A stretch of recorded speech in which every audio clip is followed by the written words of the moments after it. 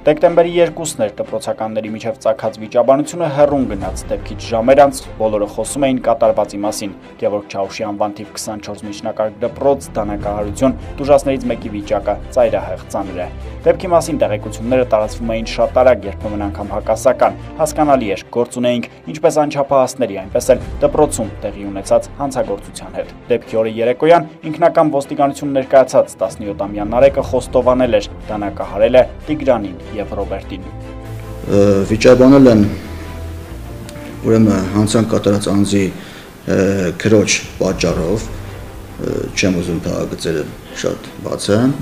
Մինչ ոստիկանությունը հասկանալի պատճառներով շատ մանրամասներ հրապարակելուց զերծ մնալով զբաղված էր դեպքի նախաքննությամբ, Վանաձորի բժշկական կենտրոնում պայքարում էին Տիգրան Գևորգյանի կյանքի համար։ 17-ամյա պատանին ստացել էր սրտի փոխանցիկ միջանցիկ վնասում, ձախ փորոքի վնասումով, բժիշկների լեզվով ասած պրոֆուս արյունահոսությունով, վնասվել էր նաև տղայի լյարդն ու ստոծանին։ Վանաձորի բժշկական կենտրոնում կատարված վիրահատությունը տևեց 6 ժամ։ Մասնագետների կարծիքով սրտի շրջանում նման վնասվածքները որպես կանոն հասցնում են ամենավատին։ Հիվանդի բերել են սրտի վնասվածքով, ծանր անգիտագից վիճակով բերել են, անմիջապես վերցրել ենք վիրահատության,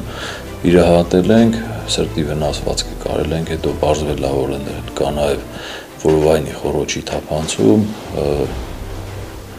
լյարդի վնասվածք, այդ բաները վերականգնվել է, ստացվել է էլի ոնց որ կարել, այնտեղ ընթացքում ունեցել ենք նաև սրտի կանգի էպիզոդ, մասաժներով վերականգնվել է, վիրահատությունը բարեհաջող ավարտել ենք։ Վիրահատության հաջող ավարտը թեև ամենակարևորն էր, կարևոր էր նաև հետվիրահատական բուժումը։ Որոշվեց տղային տեղափոխել մայրաքաղաք։ Էրեբունի բժշկական կենտրոնում շարունակեցին պայքարել Տիգրանի կյանքի համար։ Տղան կոմայի մեջ էր։ Հետվիրահատական շրջանում ինչ կարա լինի, այնտեղ կարա լինի սրտի կանգ, այսինքն նորից սրտի ռիթմի խանգարում, կարա լինի, ասենք, ինֆարկտ, այսինքն ինֆարկտը ինչն է, եթե անոթը փակվում է, չէ, անոթը փակվեց, դրանից հետո արդեն գնում է ինֆարկտը զարգանում։ Այսօր արդեն տարածվեց բարի լուրը, Տիգրանը կոմայից դուրս է եկել։ Վանաձորի բժշկական կենտրոնում լուրն արագ է տարածվել, ողջ օրվա գլխավոր թեմաներից մեկը հենց Տիգրանի առողջության վիճակին էր վերաբերում կենտրոնի գրեթե բոլոր անկյուններում։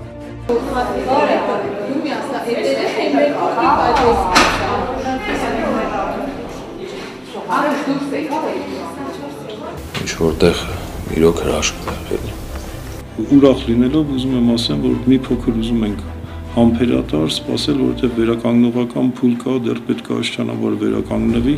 Հրաշքը կատարվել է, սակայն Տիգրանը վերականգնողական երկար ճանապարհ ունի անցնելու, դեռևս չեն վերականգնվել տեսողությունը, շարժունակությունը եւ մնացած զգայարանները։ Առաջիկայում նախատեսվում է եւս մեկ վիրահատություն։ Հասկանալի է, նման երկարատև բուժումը նաև մեծ միջոցներ է պահանջում, աջակցելու համար կան հաշվեհամարներ, առավել հանգամանալից տեղեկություններ օգնել ցանկացողները կարող են ստանալ Տիգրանի եղբորից Սարգիս Գևորգյանից։ Նրա հեռախոսահամարն է 094 114 993։